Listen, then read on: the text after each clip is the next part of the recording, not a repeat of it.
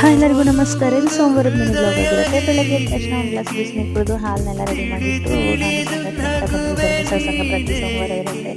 So ಸಂಘ ಮುಗಿಸ್ಕೊಂಡು ಮನೆಗೆ ಹೋಗೋಷ್ಟರಲ್ಲಿ 8:50 ಆಗಿತ್ತು. ತಿಂಡಿ ಕೂಡ ಪ್ರಿಪೇರ್ ಮಾಡಿರಲಿಲ್ಲ. ಸೊ ಬೇಗ ಹೆಸರು ಕಾಳು ಪಲ್ಯ ಮತ್ತು ದೋಸೆ ಮಾಡ್ಕೊಂಡೆ. ಸ್ಟಾರ್ಟಿಂಗ್ ಒಂದು ದೋಸೆನೇ ಬರ್ತಾ ಇರಲಿಲ್ಲ. ನನ್ನ ಮಗನ ಸ್ಕೂಲಿಗೆ ಕಳಿಸ್ಬಿಟ್ಟು ನೆಲ ಒರೆಸ್ಕೊಂಡೆ. ಇವತ್ತು ಸ್ವಲ್ಪ ಮಳೆ ಕೂಡ ಬಂತು. ಈ ವರ್ಷ ಮಳೆನೇ ಇಲ್ಲ ಯಾವ ಕಡೆ ಹೋದ್ರೂ.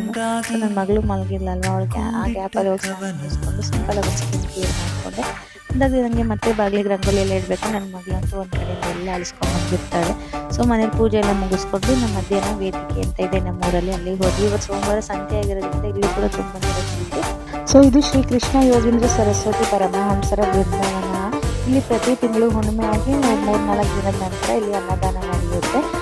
ನಾವು ಬಂದಾಗಲೂ ಕೂಡ ತುಂಬ ಜನ ಇದ್ರು. ಸೊ ಕ್ಯೂ ಅಲ್ಲಿ ನಿಂತ್ಕೊಂಡು ಊಟ ಎಲ್ಲ ಮುಗಿಸ್ಕೊಂಡು ಬಂದ್ವಿ. ಊಟನೂ ಅಷ್ಟೇ ತುಂಬ ಚೆನ್ನಾಗಿರುತ್ತೆ. ಆದರೆ ಇಲ್ಲಿ ಬಡಿಸೋದು ಅಷ್ಟೇ ತುಂಬ ಲಿಮಿಟ್ ಆಗಿ ಬಡಿಸ್ತಾರೆ. ಬೇಕು ಅಂದರೆ 1 ಸತಿ ಇಲ್ಲ 2 ಸತಿ ಹಾಕ್ಸ್ಕೊಂಡು ತಿನ್ನಬೇಕು. ಬಟ್ ತಟ್ಟೆಲಿ ಮಾತ್ರ ಒಂದಾಗ್ಲ ಅನ್ನನೂ ಕೂಡ ಬಿಡೋ ಹಾಗಿಲ್ಲ.